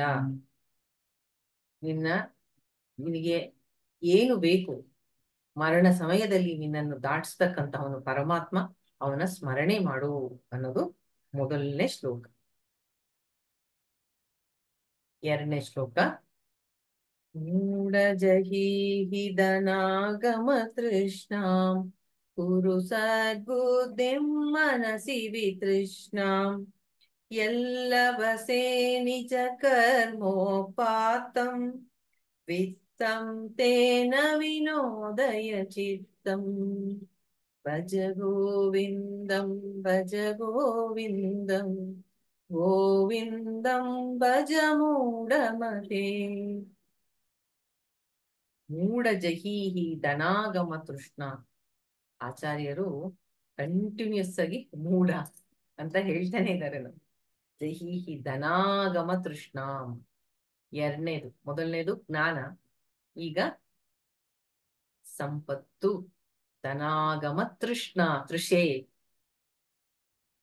ಇನ್ನೂ ಬೇಕು ಅಂತ ಇರ್ತಕ್ಕಂತಹ ತೃಷೆ. ಅಂದ್ರೆ ತೃಪ್ತಿ ಸಿಗದೆ ಇರ್ತಕ್ಕಂತಹ ಬಯಕೆಗಳಿಗೆ ತೃಷ್ಣ. ಧನಾಗಮ ತೃಷ್ಣ. ಇಷ್ಟಿದ್ರೆ ಮತ್ತಷ್ಟು, ಮತ್ತಷ್ಟಿದ್ರೆ ಮಗದಷ್ಟು. ಕುರು ಸದ್ಬುದ್ಧಿಂ ಮನಸ್ಸಿಲಿ ತೃಷ್ಣ. ಮನಸ್ಸನ್ನ ಸದ್ಬುದ್ಧಿ ತನ್ಕೋ ಮನಸ್ಸಿನಲ್ಲಿ. ಈ ತೃಷೆಯಿಂದ ಮುಕ್ತನಾಗು. ಈ ಲೌಕಿಕವಾದಂತಹ ಸಂಪತ್ತು ಮತ್ತೆ ಏನ್ ಮಾಡ್ಬೇಕು? ಎಲ್ಲ ಬಸೆ ನಿಜ ಕರ್ಮೋಪಾತಂ. ನಿನ್ನ ಕರ್ಮಗಳನ್ನ, ನಿನ್ನ ಪಾಲಿನಲ್ಲಿ ಏನು ಕರ್ಮಗಳಿದೆ ಅದನ್ನ ಮಾಡು. ವಿತ್ತಂತೇನ ವಿನೋದಯ ಚಿತ್ತಂ. ನಿನ್ನ ಪಾಲಿಗೆ ಏನು ಬರುತ್ತೆ ನೀನು ಕಷ್ಟಪಟ್ಟು ದುಡಿದಿದ್ದಲ್ಲಿ ಅದರಲ್ಲಿ ನೀನೆಲ್ಲ ಎಂಜಾಯ್ ಮಾಡು. ಮಾಡ್ಬೇಡ ಅಂತ ಅವ್ರು ಹೇಳ್ತಾ ಇಲ್ಲ. ವಿನೋದಯ ಚಿತ್ತಂ. ನಿನ್ನ ಪಾಲಿಗೆ ಏನು ನೀನು ಸಂಪಾದನೆ ಮಾಡಿದ್ಯಾ ಕಷ್ಟಪಟ್ಟು, ಅದ್ರಲ್ಲಿ ನಿನ್ನ ಚೆನ್ನಾಗಿ ನೀನು ಎಂಜಾಯ್ ಮಾಡು. ವಿನೋದಯ ಚಿತ್ತಂ. ನಿನ್ನ ಮನಸ್ಸಿಗೆ ಹೇಗೆ ಸಂತೋಷ ಅನ್ಸುತ್ತೋ ಹಾಗೆ ನೀನು ಮಾಡು. ಮತ್ತೆ ಇಲ್ಲೂ ಸಹ ಅದೇ ಹೇಳ್ತಾ ಇರೋದು. ಆಚಾರ್ಯರು ಏನ್ ಹಾಗಾದ್ರೆ ಹೇಳ್ತಾ ಇರೋದು? ಹಣವನ್ನ ಅಥವಾ ಸಂಪತ್ತನ್ನ ಸಂಪಾದನೆ ಮಾಡಬಾರ್ದಾ? ಅದನ್ನ ಯಾಕೆ ಕಂಡೆಮ್ ಮಾಡ್ತಾ ಇದ್ದಾರೆ? ಖಂಡಿತ ಮಾಡ್ತಾ ಇಲ್ಲ, ಖಂಡಿತ ಮಾಡ್ತಾ ಇಲ್ಲ. ಅವ್ರು ಮತ್ತೆ ಮೂಢ ಅಂತ ಯಾಕೆ ಅಂತ ಇರೋದು ಅವರು? ಈ ಜಗತ್ತಿನಲ್ಲಿ ಹಣ ಸಂಪಾದನೆ ಅಥವಾ ಸಂಪತ್ತನ್ನ ಸಂಪಾದನೆ ಮಾಡೋದು ಅದು ಎಲ್ಲರಿಗೂ ಆಗಲ್ಲ. ಕೆಲವರಿಗೆ ಭಗವಂತ ಕೊಟ್ಟಂತಹ ಒಂದು ಪ್ರತಿಭೆ, ಒಂದು ಟ್ಯಾಲೆಂಟ್, ಒಂದು ಎಬಿಲಿಟಿ ಎಲ್ಲರಲ್ಲೂ. ಈಗ ಭಗವಂತ ನನಗೆ ಒಂದು ಎಬಿಲಿಟಿ ಕೊಟ್ಟಿದ್ದಾನೆ ಅಂದ್ರೆ ಅದನ್ನ ನಾನು ಉಪಯೋಗಿಸ್ಕೋಬೇಕೋ ಬೇಡವೋ? ಈಗ ನಮಗೆಲ್ಲ ಗೊತ್ತಿದೆ 4 ತರಹದ ವರ್ಣಗಳು. ಯಾವ್ಯಾವುದು? ಬ್ರಾಹ್ಮಣ, ಕ್ಷತ್ರಿಯ, ವೈಶ್ಯ, ಶೂದ್ರ. ಬ್ರಾಹ್ಮಣನಾದವನಿಗೆ ಏನು ಕರ್ತವ್ಯ? ಜ್ಞಾನ ಸಂಪಾದನೆ, ಅಧ್ಯಯನ, ಅಧ್ಯಾಪನ. ತಾನು ಕಲಿಬೇಕು, ಬೇರೆಯವ್ರಿಗೂ ಹೇಳ್ಬೇಕು. ಯಜ್ಞ ಯಾಜನ, ತಾನು ಯಜ್ಞವನ್ನ ಮಾಡಬೇಕು, ಬೇರೆಯವ್ರಿಗೂ ಮಾಡಿಸ್ಬೇಕು. ದಾನ ಪರಿಗ್ರಹ, ದಾನವನ್ನ ತಾನು ಕೊಡ್ಬೇಕು, ಬೇರೆಯವರು ಕೊಟ್ಟ ದಾನವನ್ನ ಸ್ವೀಕಾರ ಮಾಡ್ಬೇಕು. ಬ್ರಾಹ್ಮಣನಾದವನು ಒಂಥರ ಥಿಂಕಿಂಗ್ ಕೆಪಾಸಿಟಿ ಜಾಸ್ತಿ ಇರುತ್ತೆ. ಜ್ಞಾನಕ್ಕೆ ಹೆಚ್ಚು ಒತ್ತು ಕೊಡ್ತಾನೆ. ತಾನು ಶಾಸ್ತ್ರವನ್ನ ಓದ್ತಾನೆ, ಬೇರೆಯವರಿಗೆ ಹೇಳ್ಕೊಡ್ತಾನೆ, ತಾನು ತಿಳ್ಕೊತಾನೆ, ಬೇರೆಯವ್ರಿಗೆ ಹೇಳ್ಕೊಡ್ತಾನೆ. ಥಿಂಕಿಂಗ್ ಕೆಪಾಸಿಟಿ, ಯೋಚನೆ ಮಾಡ್ತಕ್ಕಂತಹದ್ದು, ಇದು ಸರಿಯಾದ ಇದು ತಪ್ಪು ಅಂತ ಸಮಾಜವನ್ನ ಮಾರ್ಗದರ್ಶನ ಮಾಡ್ತಕ್ಕಂತಹ ಒಂದು ದೊಡ್ಡ ಕರ್ತವ್ಯ ಜವಾಬ್ದಾರಿ ಬ್ರಾಹ್ಮಣನಿಗೆ ಇರುತ್ತೆ. ಬ್ರಾಹ್ಮಣ ಅಂತಂದ್ರೆ ಬ್ರಹ್ಮವನ್ನ, ಪರಮಾತ್ಮನನ್ನ, ಆ ಪರಮ ಸತ್ಯವನ್ನ ಅರ್ಥ ಮಾಡ್ಕೊಳಕ್ಕೆ ಹರಸ್ತಾ ಇರ್ತಕ್ಕಂಥವನು, ಹುಡುಕ್ತಾ ಇರ್ತಕ್ಕಂಥವನು ಅಂತ ಅರ್ಥ. ಕ್ಷತ್ರಿಯ ಅಂದ್ರೆ ಅವರಲ್ಲಿ ಧೈರ್ಯ, ಸಾಹಸ, ಶಕ್ತಿ. ಅವರು ಲೀಡರ್ಸ್ ಆಗಕ್ಕೆ, ನಾಯಕರಾಗೋದಕ್ಕೆ, ಮತ್ತೆ ಅಡ್ಮಿನಿಸ್ಟ್ರೇಷನ್, ಆ ಕೆಲಸಗಳನ್ನ ಚೆನ್ನಾಗಿ ಮಾಡ್ತಾರೆ. ಅದು ಅವರಿಗೆ ಭಗವಂತ ಕೊಟ್ಟಂತಹ ಟ್ಯಾಲೆಂಟ್, ಎಬಿಲಿಟಿ. ಅದನ್ನು ಯೂಸ್ ಮಾಡಬೇಕು ಸಮಾಜದಲ್ಲಿ, ಸರಿಯಾದ ರೀತಿಯಲ್ಲಿ ಅದನ್ನು ಉಪಯೋಗ ಆಗಬೇಕು. ಎಲ್ಲರೂ ಅಷ್ಟೇ, 4 ವರ್ಣದವರು ಅಷ್ಟೇ. ವೈಶ್ಯ ಬಿಸ್ನೆಸ್ ಕ್ಲಾಸು, ಚೆನ್ನಾಗಿ ಅವರಿಗೆ ಹಣ ಮಾಡೋದು ಹೇಗೆ ಅನ್ನೋದು ಅವರಿಗೆ ಗೊತ್ತಿರುತ್ತೆ. ಅವರು ಆ ಎಬಿಲಿಟಿನ ಯೂಸ್ ಮಾಡ್ತಾರೆ. ಶೂದ್ರ ಫಿಸಿಕಲ್ ಲೇಬರ್, ಶ್ರಮದ ಕೆಲಸಗಳನ್ನ ಮಾಡ್ತಕ್ಕಂಥವ್ರು. ಸಮಾಜಕ್ಕೆ 4 ಜನರು ಬೇಕು. ಚಾತುರ್ವರ್ಣ್ಯ ಮಯಾ ಸೃಷ್ಟ ಅಂತ ಗೀತೆಯಲ್ಲಿ ಕೃಷ್ಣ ಹೇಳ್ತಾನೆ. ಚಾತುರ್ವರ್ಣ್ಯಗಳು ಸಮಾಜಕ್ಕೆ ಎಲ್ಲರೂ ಬೇಕು. ಆದರೆ ಅವರವರಿಗೆ ಅವರವರ ಒಂದು ಕೆಪಾಸಿಟಿಗೆ ತಕ್ಕ ಹಾಗೆ, ಟ್ಯಾಲೆಂಟ್ಗೆ ತಕ್ಕ ಹಾಗೆ ಎಲ್ಲರೂ ಅವರ ಜೀವನವನ್ನ ಅದನ್ನ ಉಪಯೋಗಿಸ್ಕೊಂಡು ನಡೆಸ್ತಾರೆ. ಅದರಲ್ಲಿ ಯಾವ ತಪ್ಪೂ ಇಲ್ಲ. ಅದರಿಂದ ಇಲ್ಲಿ ಹೇಳ್ತಾ ಇರೋದು ಎಲ್ಲ ಬಸೇ ನಿಜ ಕರ್ಮೋಪಾತಂ.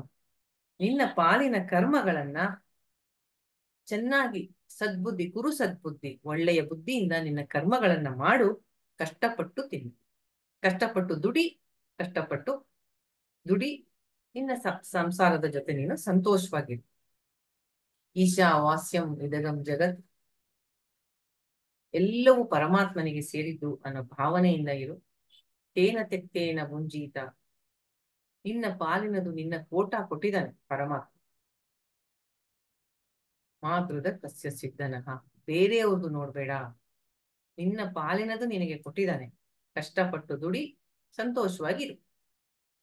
ಇಲ್ಲಿ ಆಚಾರ್ಯರು ಹೇಳಕ್ ಹೋಗ್ತಾ ಇರೋದೇನು ಅಂದ್ರೆ ಧನಾಗಮ ತೃಷ್ಣ, ಅದನ್ನ ತೃಷೆ ಮಾಡ್ಬೇಡ. ಎಷ್ಟಿದ್ರೂ ಸಾಕಾಗಲ್ಲ ಅವಾಗ, ಎಷ್ಟಿದ್ರೂ ಅಂತ ಶ್ರೀಮಂತ ಬಡವನೇ. ಇರೋದಲ್ಲಿ ತೃಪ್ತಿಯಿಂದ ಇರ್ತಕ್ಕಂತಹವನು, ನನಗೆ ಇಷ್ಟು ಸಾಕು ಅಂತ ಇರೋನು, ಅವನೇ ನಿಜವಾದ ಶ್ರೀಮಂತ. ಅಂದ್ರೆ ನಾವು ಲೈಫಲ್ಲಿ ನಮ್ಮ ಜೀವನವನ್ನ ನೋಡಿ ಕೆಲವನ್ನ ಒಂದು ಫಿಲಾಸಫಿ ಮಾಡ್ಕೋತೀವಿ.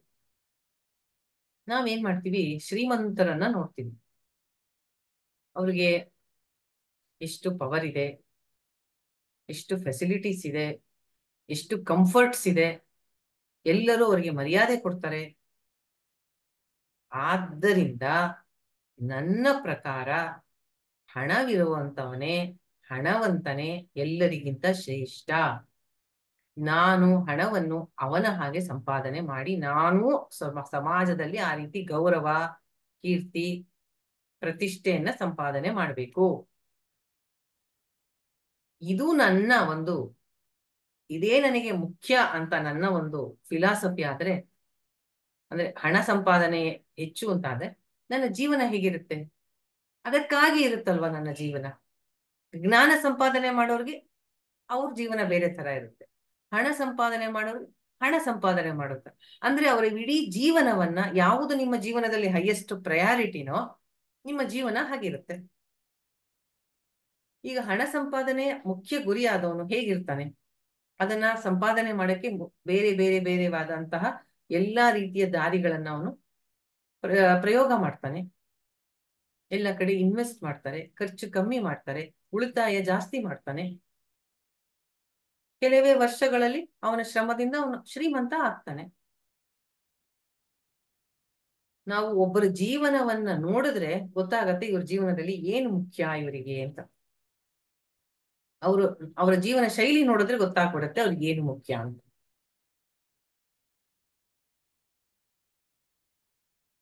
ಎಲ್ಲರಲ್ಲೂ ಒಂದ್ ರೀತಿಯ ಪ್ರತಿಭೆ,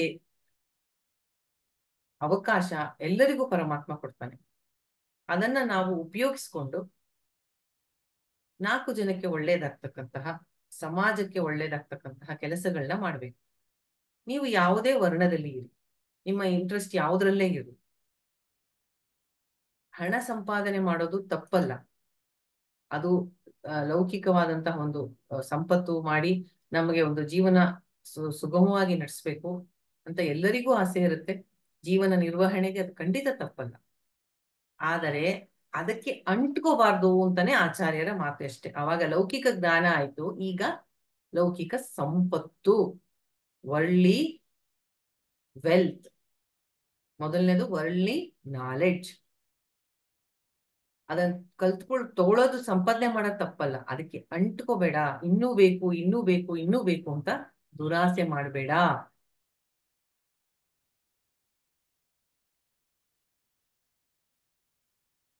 ಆದ್ರಿಂದ ಇಲ್ಲಿ ಮೊದಲನೇದಾಗಿ ಅಂದ್ರೆ ನಮ್ಮ ಮುಖ್ಯ ಗುರಿಯನ್ನ ಮರ್ತು ಬಿಡ್ತೀವಿ ಅಂತ ಅಷ್ಟೇ ಅರ್ಥ.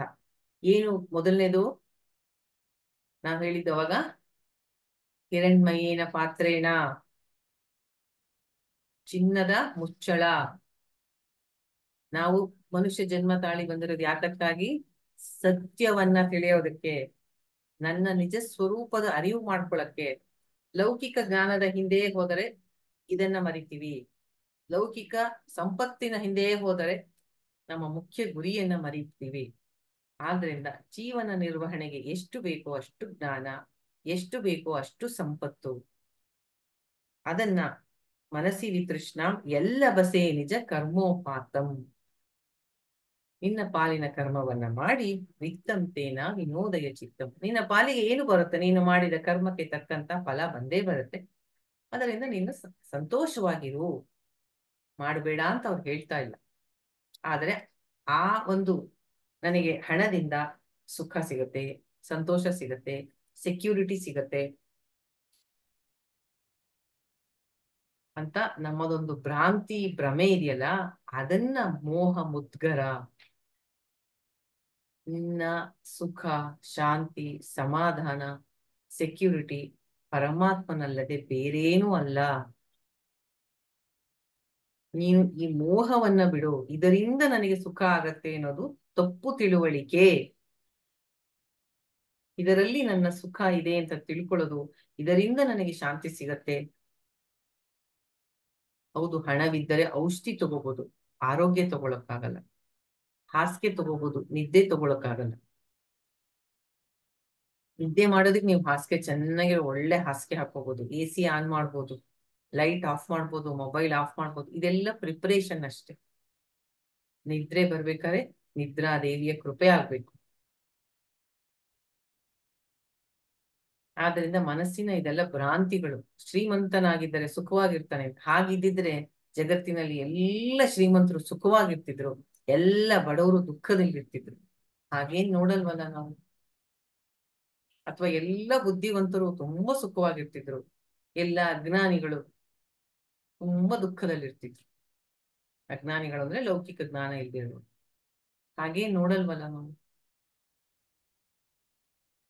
ಎಷ್ಟೋ ಸತಿ ಆ ಬಡವನಿಗಿರೋ ನೆಮ್ಮದಿ, ಸಂತೋಷ, ಅಥವಾ ಅವನಿಗಿರುವಂತಹ ಒಂದು ಸುರಕ್ಷತೆ ಶ್ರೀಮಂತನಲ್ಲಿ ಇರೋದಿಲ್ಲ. ಅವನಿಗೆ ಇಟ್ಕೊಂಡಿರೋದನ್ನ ಹೇಗೆ ಮೇಂಟೈನ್ ಮಾಡ್ಬೇಕು ಅನ್ನೋದೇ ದೊಡ್ಡ ಚಿಂತೆ ಆಗುತ್ತೆ.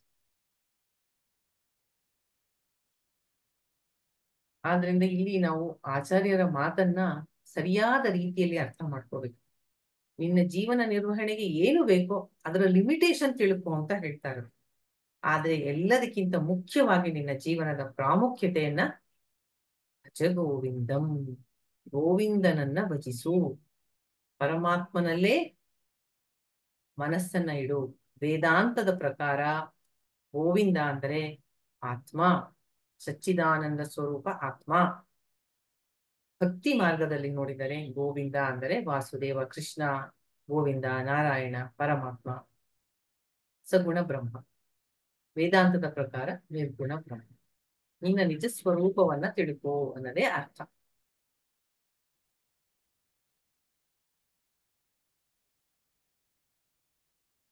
ಮೂರನೇದು, ನಾರೀಸ್ತನಭರನಾಭೀದೇಶಂ ದೃಷ್ಟ್ವಾ ಮಾಗಾಮೋಹಾವೇಶಂ ಏತನ್ಮಾಸವಸಾದಿ ವಿಕಾರಂ ಮನಸಿ ವಿಚಿಂತಯ ವಾರಂ ವಾರಂ. ಇದು ಮೂರನೇದು ಲೌಕಿಕವಾದಂತ. ಮೊದಲನೇದು ಜ್ಞಾನ, ಎರಡನೇದು ಸಂಪತ್ತು, ಇದು ಲೌಕಿಕವಾದಂತಹ ಸುಖ ಸಂತೋಷಗಳು. ನಮಗೆ ಜೀವನದಲ್ಲಿ ಎಷ್ಟೊಂದು ವಿಷಯದಲ್ಲಿ ನನ್ನ ಸುಖ ಇದರಲ್ಲಿ ಇದೆ ಅಂತ ಅನ್ಸುತ್ತೆ. ಆದರೆ ಶಾಸ್ತ್ರದ ಪ್ರಕಾರ ಏನ್ ಹೇಳ್ತಾರೆ ಅಂದ್ರೆ, ಮಾಯೆ, ಜಗತ್ತಿನ ಮಾಯಾದೇವಿ ಎಲ್ಲರಿಗೂ ಮಾಡ್ತಕ್ಕಂತಹ ದೊಡ್ಡ ಸಿಕ್ಸಾಗ್ತಕ್ಕಂತಹ ಮಾಯಾ ಜಾಲ ಅಂದ್ರೆ ಹೆಣ್ಣಿಗೆ ಗಂಡಿನಲ್ಲಿ, ಗಂಡಿಗೆ ಹೆಣ್ಣಿನಲ್ಲಿ ಉಂಟಾಗಿರ್ತಕ್ಕಂತಹ ಆಕರ್ಷಣೆ. ಅದು ಹೆಚ್ಚು ಹೈಯೆಸ್ಟ್. ಅದನ್ನ ಆಚಾರ್ಯರು ಇಲ್ಲಿ ವಿಚಾರ ಮಾಡು, ವಾರ ವಾರ ಅಂದ್ರೆ ವಾರಕ್ಕೊಂದ್ಸತಿ ವಿಚಾರ ಮಾಡು ಅಂತ ಅರ್ಥ ಅಲ್ಲ. ಮನಸ್ಸಿಗೆ ಸದಾ ಈ ಚಿಂತನೆಯನ್ನ ತಂದುಕೊಂಡು ಚಿಂತೆ ಮಾಡು. ಈ ರೀತಿಯಾದಂತಹ ಒಂದು ಲೌಕಿಕವಾದಂತಹ ಸುಖ, ಇದು ಅಷ್ಟೇ ಒಂದು ಲಿಮಿಟೇಷನ್. ಮನಸ್ಸನ್ನ, ಇದು ಇನ್ನೊಂದು ಗೋಲ್ಡನ್ ಮುಚ್ಚಳ, ಚಿನ್ನದ ಮುಚ್ಚಳ.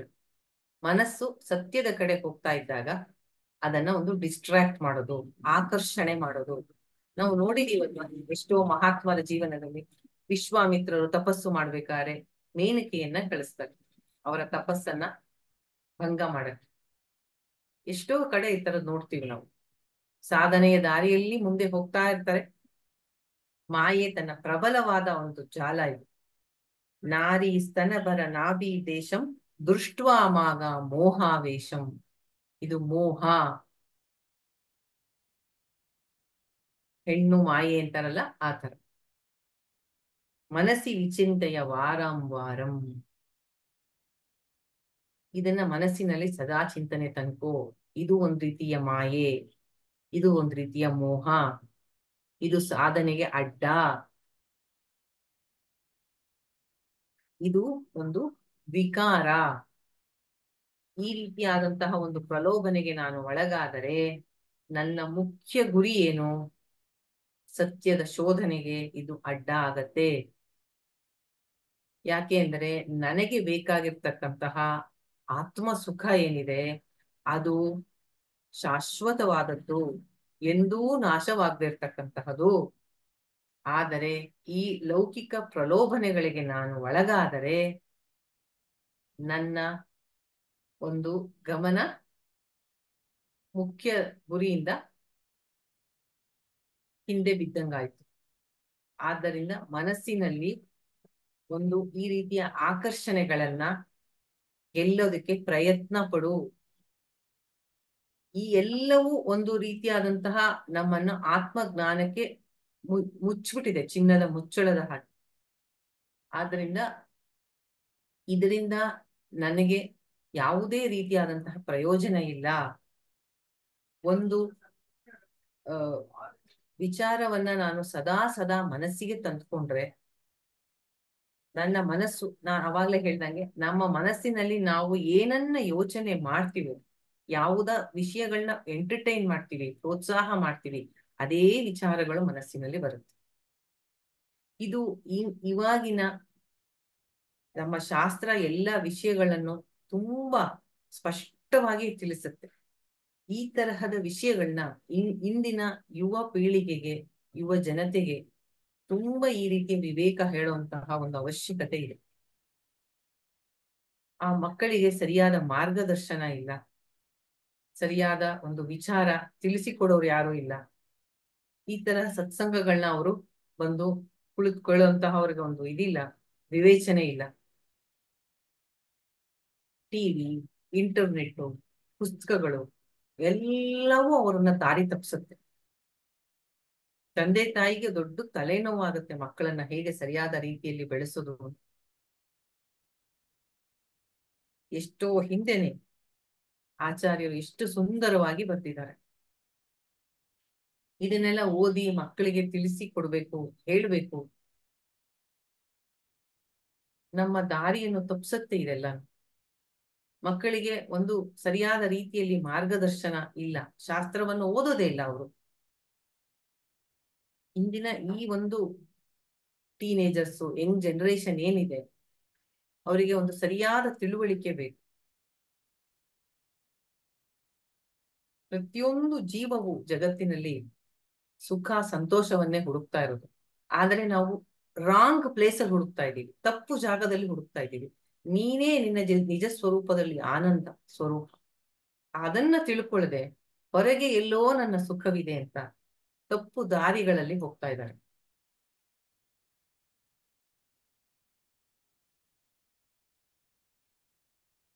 ಇದರಿಂದ ಎಷ್ಟೋ ತರಹದ ಅಡ್ಡ ಪರಿಣಾಮಗಳು, ಅವರ ವಿದ್ಯಾಭ್ಯಾಸ ಹಾಳಾಗುತ್ತೆ, ದೇಹದ ಆರೋಗ್ಯ ಹಾಳಾಗುತ್ತೆ, ಶಕ್ತಿ ಕುಂದುತ್ತೆ, ಕೆಟ್ಟ ಚಟಗಳಿಗೆ ದಾಸರಾಗ್ತಾರೆ.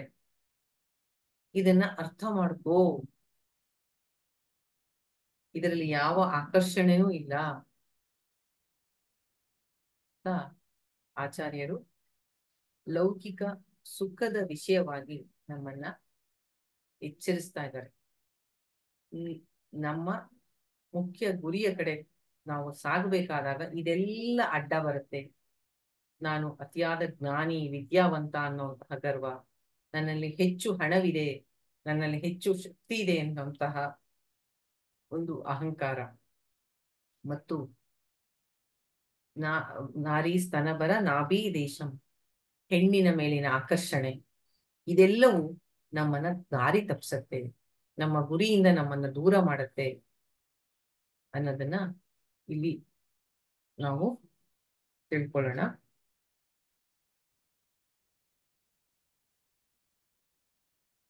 ಮುಂದಿನ ಶ್ಲೋಕ,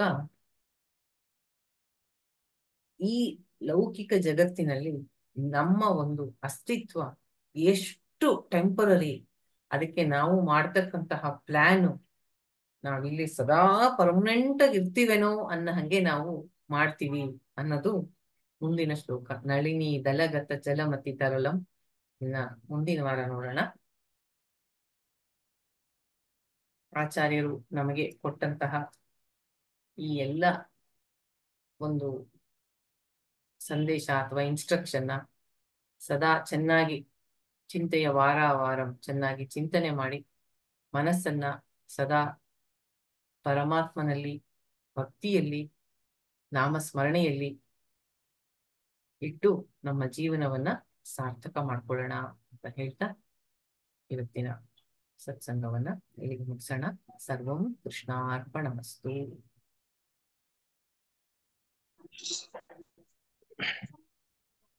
ಇಂದಿನ ಶ್ರೀ ಶೇಷಾಚಲ ಸತ್ಸಂಗ ಕಾರ್ಯಕ್ರಮದಲ್ಲಿ ಜಗದ್ಗುರು ಶಂಕರಾಚಾರ್ಯ ವಿರಚಿತ ಭಜಗೋವಿಂದ ಅರ್ಥ ಸಹಿತ ವ್ಯಾಖ್ಯಾನವನ್ನ ಶ್ರೀಮತಿ ರೂಪಶ್ರೀ ಸುಬ್ರಾ ಅವರು ನಮಗೆ ದಯಪಾಲಿಸಿದ್ದಾರೆ.